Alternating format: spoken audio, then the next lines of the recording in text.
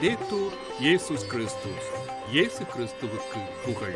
தமிழ் கூறும் நல்லுலகில் வாழும் அனைத்து அன்புள்ளங்களுக்கும் வத்திக்கான் வானொலியின் வணக்கம்.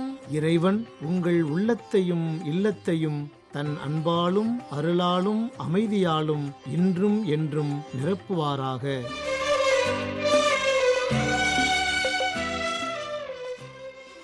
வத்திக்கான் வானொலி நேயர்கள் அனைவருக்கும் தூய யோசேப்பு பெருவிழா நல்வாழ்த்துக்களை அன்புடன் தெரிவித்துக் கொள்கின்றோம்.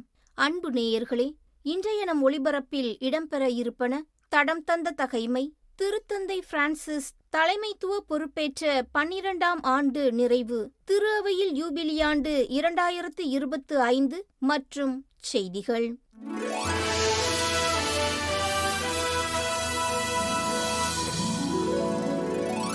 தடம் தந்த தகைமை. ஆண்டவரின் இல்லத்தில் பாபிலோன் மன்னன்.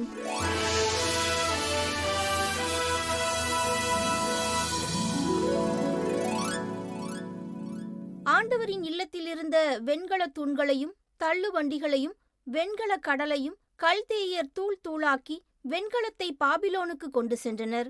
சாம்பல் சட்டிகள், அள்ளு கருவிகள், அணைப்பான்கள், தூப கலசங்கள், திருப்பணிக்கு பயன்பட்ட வெண்கல பாத்திரங்கள் ஆகிய எல்லாவற்றையும் அவர்கள் பாபிலோனுக்கு கொண்டு சென்றார்கள்.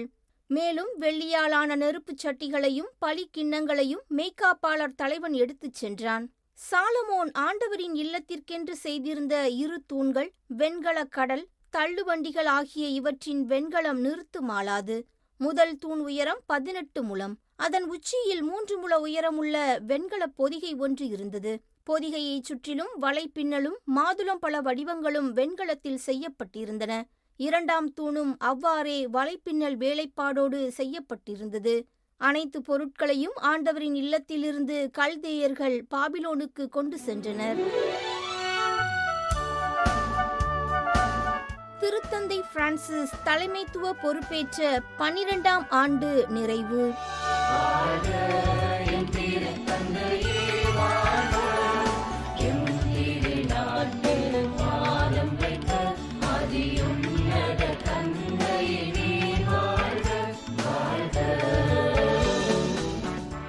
அன்பு நேயர்களே, 2013ஆம் ஆண்டு மார்ச் 19 அன்று கத்தோலிக்க திரு அவையின் தலைவராக பொறுப்பேற்று இயற்கை ஆர்வலரான தூய பிரான்சிஸ் அசிசியின் பெயரை தனது பெயராக ஏற்று அவரைப் போலவே எளிய மனிதராக நல்ல ஆயனாக விளங்கும் திருத்தந்தை பிரான்சிஸ் அவர்கள் இன்று மார்ச் 19 புதன்கிழமை தலைமை பொறுப்பேற்ற 12 ஆண்டுகளின் நிறைவை கொண்டாடுகின்றார். எனவே இன்றைய நமது நிகழ்வில் திருத்தந்தையின் பயணங்கள், யூபிலி ஆண்டுகள், ஜெப விண்ணப்பங்கள் என அவர் தனது பணிக்காலத்தில் ஆற்றிய செயல்கள் குறித்த கருத்துக்களை காண இருக்கின்றோம்.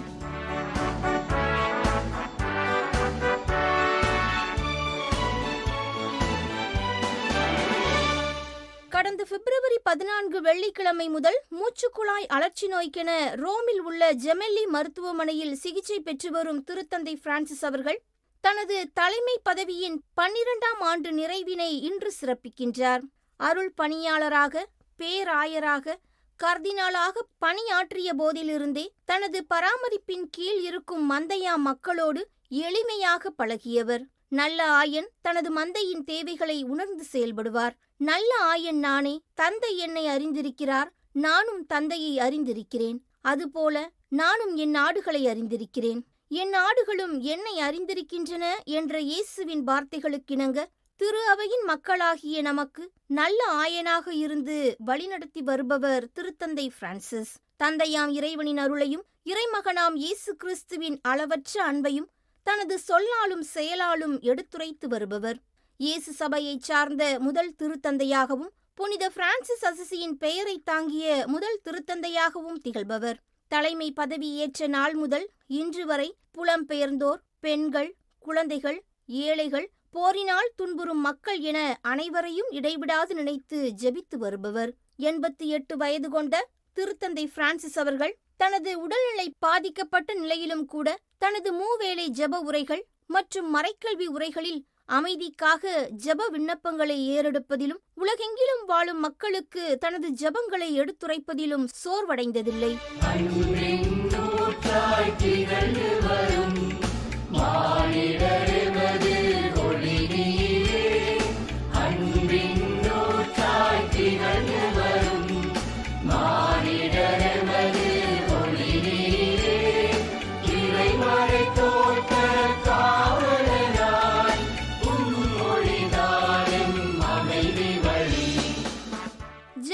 வல்லமையை உணர்ந்தவர் திருத்தந்தை பிரான்சிஸ்.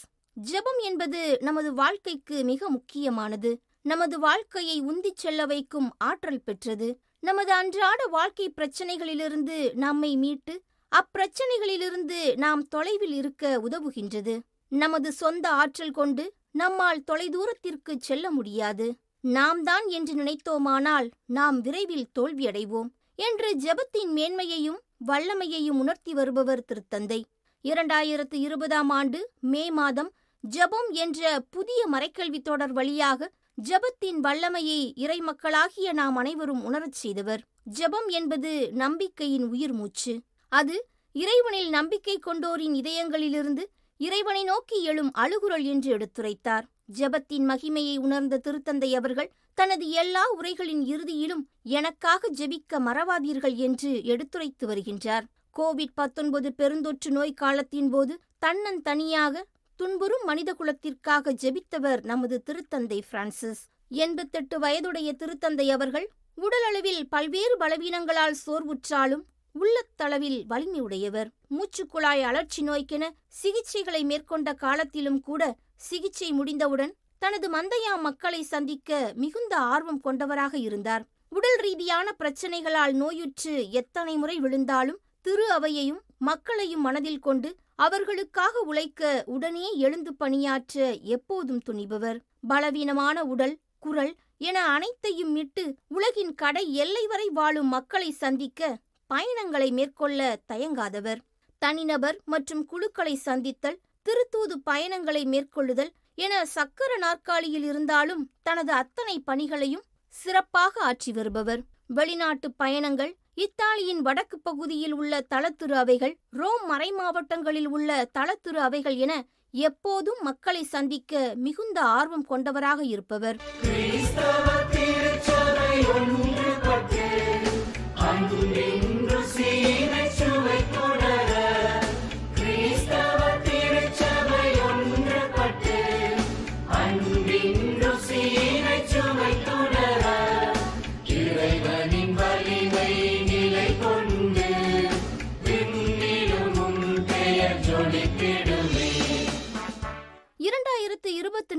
ஆண்டு மார்ச் 13 அன்று திருத்தந்தையாக தேர்ந்தெடுக்கப்பட்ட 11ஆம் ஆண்டு நிறைவு முதல் 2025 ஆண்டு மார்ச் 13 வரை ஏறக்குறைய 45 மூவேளை ஜெப உரை மற்றும் பாஸ்கா காலத்து மூவேளை ஜெப உரைகளையும் ஆற்றியுள்ளார்.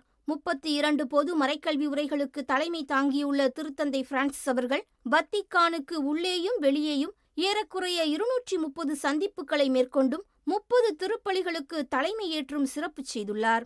2024 ஆண்டு செப்டம்பர் மாதம் 2ஆம் தேதி முதல் 13ஆம் தேதி வரை ஏறக்குறைய 12 நாட்கள் கொண்ட தனது 45வது திருத்தூது பயணத்தில் Indonesia, Papua New Guinea, Timor Leste, Singapore ஆகிய நாடுகளுக்கு பயணித்து சவாலான பயணத்தை சாதனையாக முறியடித்தார். தனது 87வது வயதில் 32,814 கிலோமீட்டர் தூரம் பயணித்து 4 நாடுகளில் உள்ள மக்களை சந்தித்தார் திருத்தந்தை. கால நேர வேறுபாடு, வெப்பநிலை மாற்றம், பயண தூரம், வசதி என பல்வேறு சிக்கலான சூழலையும் எளிதில் சமாளித்து தனது திருத்தூது பயணத்தை நிறைவு செய்தார். ஆசியா கண்டங்களில் உள்ள நாடுகளையும் அதில் வாழும் மக்களையும் சந்தித்த திருத்தந்தை ஐரோப்பா மற்றும் இத்தாலிக்குள் தனது திருத்தூது பயணங்களை மேற்கொண்டார். அதே ஆண்டு செப்டம்பர் மாதம் லக்சம்பர்க் மற்றும் பெல்ஜியத்திற்கு பயணம் மேற்கொண்டு ஏழைகள் மற்றும் இளையோருடன் தனது நெருக்கத்தை புதுப்பித்தார். பிரான்சில் உள்ள மத்திய தரைக்கடலில் உள்ள மிகப்பெரிய தீவான கோர்சிகாவிற்கு ஒரு நாள் திருத்தூது பயணம் மேற்கொண்டார். கடந்த ஆண்டு மே மற்றும் ஜூலை மாதங்களுக்கு இடையில் இத்தாலியில் உள்ள வெனிஸ், வெரோனா மற்றும் திரியஸ்தே பகுதிகளுக்கு பயணித்தார்.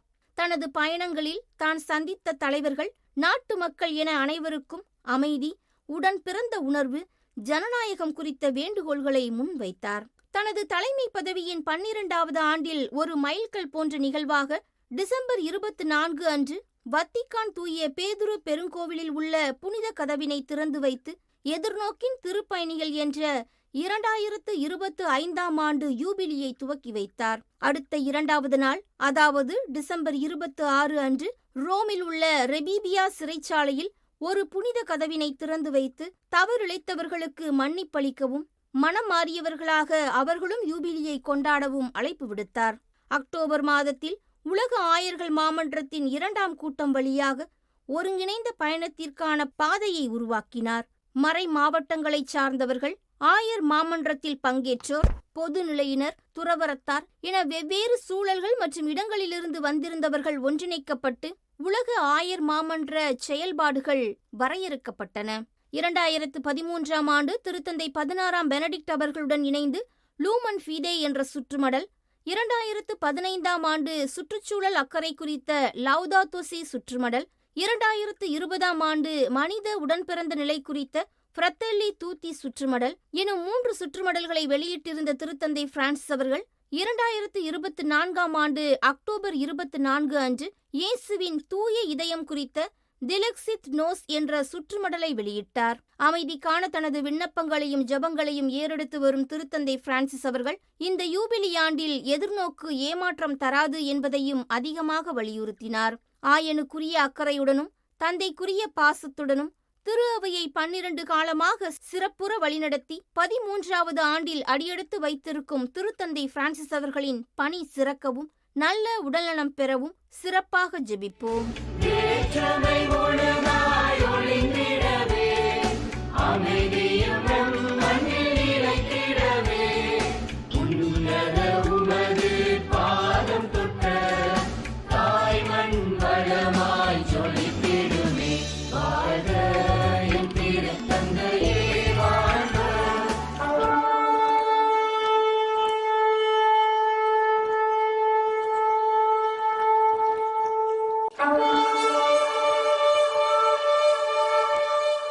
திரு அவையில் யூபிலியாண்டு 2025 ஆணைமடல் பகுதி 20.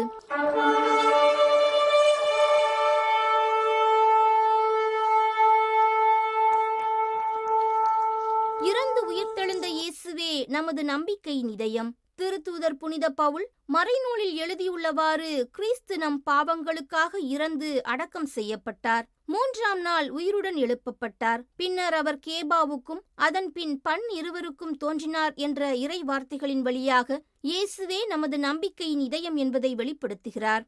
அதாவது கிறிஸ்து இறந்தார், அடக்கம் செய்யப்பட்டார், உயிர்த்தெழுந்தார், சீடர்களுக்கு தோன்றினார் என்பதை மீண்டும் மீண்டும் வலியுறுத்துகிறார். இறை தந்தையின் அன்பு இயேசுவை தூய ஆவியின் வல்லமையில் எழுப்பி அவரது மனிதத்தை நமது மீட்பிற்கான முதல் பலனாக மாற்றியது. கிறிஸ்தவர்களாகிய நமது நம்பிக்கை இயேசுவின் உயிர்ப்பில் துல்லியமாக வெளிப்படுகிறது. மரணம் வாழ்க்கையின் முடிவல்ல, நிலை வாழ்விற்கான உருமாற்றம் என்பதை எடுத்துரைத்து கிறிஸ்துவோடு அடக்கம் செய்யப்பட்ட நாம் அவரோடு உயிர்த்து புதிய வாழ்வை கொடையாக பெறுகின்றோம் என்ற நம்பிக்கையை தருகின்றது. இயேசு கிறிஸ்து மரணத்தின் சுவரை உடைத்து புதிய வாழ்விற்கு உயிர்த்தெழுந்தார். இந்த புதிய வாழ்வை நிலை வாழ்விற்கான ஒரு பாதையாக நமக்கு மாற்றித் தருகின்றார்.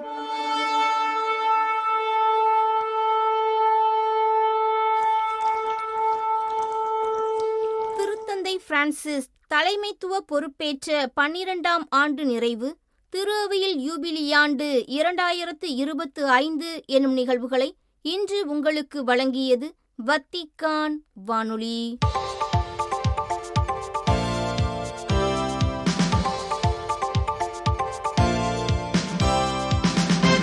செய்திகள்.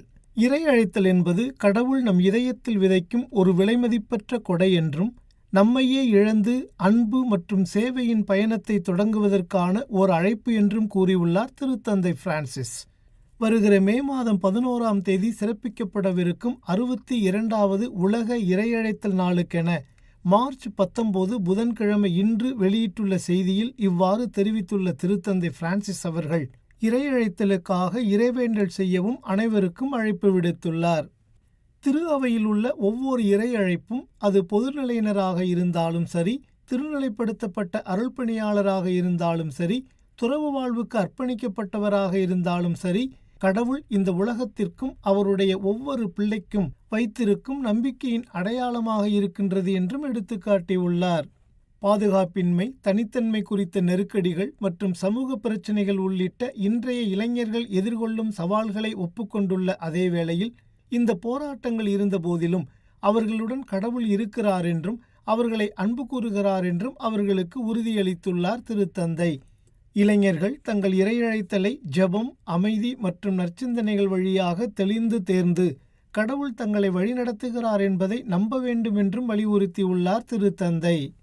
கடந்த பிப்ரவரி மாதம் 14ஆம் தேதி முதல் ரோம் ஜெமெலி மருத்துவமனையில் சிகிச்சை பெற்று வரும் திருத்தந்தை பிரான்சிஸ் அவர்களின் உடல்நிலையில் தற்போது தொடர்ந்து நல்ல முன்னேற்றம் ஏற்பட்டு வருகிறது என்று மார்ச் 18 செவ்வாய்க்கிழமை மாலை செய்தியாளர்களிடம் தெரிவித்துள்ளது திருப்பீடச் செய்தி தொடர்பகம். மேலும் திருத்தந்தை பிரான்சிஸ் அவர்களுக்கு பகலில் அதிக அளவிலான ஆக்சிஜனேற்ற சிகிச்சையும் இரவு ஓய்வின் போது உடலில் துவாரம் உருவாக்காமல் வாய் வழியாக செயற்கை முறை ஆக்சிஜன் வழங்கல் சிகிச்சையும் தற்போது குறைக்கப்பட்டுள்ளதாகவும் குறிப்பிட்டுள்ளது திருப்பீடச் செய்தி தொடர்பகம். திருத்தந்தை தன் நாள்களை இறைவேண்டல், ஓய்வு மற்றும் சிறு பணிகளை ஆற்றுவதன் வழி செலவிடுவதாக தெரிவிக்கும் அதன் அறிக்கை, அவர் மருத்துவ ரீதியாக பரிந்துரைக்கப்பட்ட உணவை உட்கொள்கிறார் என்றும் அதில் இப்போது திட உணவும் அடங்கும் என்றும் உரைக்கின்றது. கிழக்கு காங்கோ ஜனநாயக குடியரசில் அரசு படைகளுக்கும் ருவாண்டா ஆதரவு பெற்ற M23 கிளர்ச்சியாளர்களுக்கும் இடையே மோதல் தொடரும் நிலையில் அங்கு இராணுவ நடவடிக்கை தீர்வாகாது என்று கூறியுள்ளார் ஆயர் வில்லி கும்பி ஜெங்கலே. வத்திக்கான் செய்திகளுக்கு வழங்கியுள்ள நேர்காணல் ஒன்றில் இவ்வாறு கூறியுள்ள ஆயர் ஜெங்கலே அவர்கள், அமைதிக்கான பேச்சுவார்த்தைகள் அங்கு பலமுறை தோல்வியடைந்த போதிலும் ஜனவரியில் மோதல் அதிகரித்ததிலிருந்து தற்போது சிறிதளவில் மாற்றம் ஏற்பட்டுள்ளதையும் குறிப்பிட்டு காட்டியுள்ளார். கோமா நகரம் கிளர்ச்சியாளர்களால் கைப்பற்றப்பட்டுள்ள நிலையில் வன்முறை இப்போது மற்ற பகுதிகளுக்கும் பரவி உள்ளது என்றும் கடத்தல்கள், கொலைகள் மற்றும் ஆயுதமேந்திய கொள்ளைகள் குறித்த அச்சத்தில் மக்கள் தொடர்ந்து வாழ்கின்றனர் என்றும் கவலை தெரிவித்துள்ளார் ஆயர்.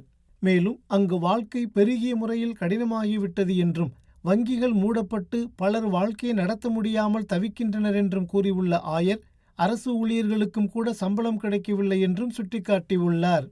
அரசு தலைவர் பஷார் அல் அசாத்தின் சர்வாதிகாரம் வீழ்ச்சியடைந்த 100 நாட்களுக்கு பிறகு மார்ச் 18 இச்செவ்வாய்க்கிழமை அன்று வெளியிடப்பட்ட அண்மைய யுனிசெப் அறிக்கையின்படி சிரியா உலகின் மிக கடுமையான மனிதாபிமான நெருக்கடிகளில் ஒன்றாக உள்ளது என்று எடுத்துக்காட்டப்பட்டுள்ளது. நாட்டில் 75 லட்சம் குழந்தைகள் உட்பட 1,67 லட்சம் மக்களுக்கு உதவி தேவைப்படுவதாக அவ்வறிக்கையில் எடுத்துக்காட்டியுள்ள அந்நிறுவனம் 74 லட்சத்திற்கும் அதிகமான மக்கள் உள்நாட்டில் இடம்பெயர்ந்துள்ளனர் என்றும் அவர்களில் பாதி பேர் குழந்தைகள் என்றும் பெரும் கவலை தெரிவித்துள்ளது. இந்த நெருக்கடி பரவலான துன்பத்தை ஏற்படுத்தியுள்ளது என்றும் குழந்தைகள் கடுமையான துயரத்தையும் ஊட்டச்சத்து குறைபாட்டையும் வெடிக்காத வெடிப்பொருட்களின் அச்சுறுத்தலையும் எதிர்கொள்கின்றனர் என்றும் சுட்டிக்காட்டியுள்ளது அதன் அறிக்கை.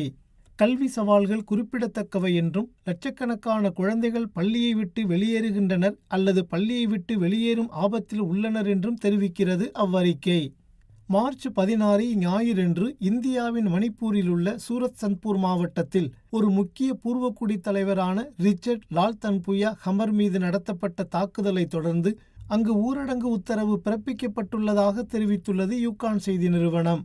இந்த தாக்குதல் ஏறக்குறைய 2 ஆண்டுகளாக கிறிஸ்தவ குக்கீசோ பூர்வக்குடி சமூகங்களுக்கும் இந்து பெரும்பான்மையினரான மெய்தி குழுவிற்கும் இடையே இன மோதல்களை அனுபவித்து வரும் இப்பகுதியில் மேலும் வன்முறையை தூண்டியுள்ளது என்றும் கூறியுள்ளது அச்செய்தி நிறுவனம்.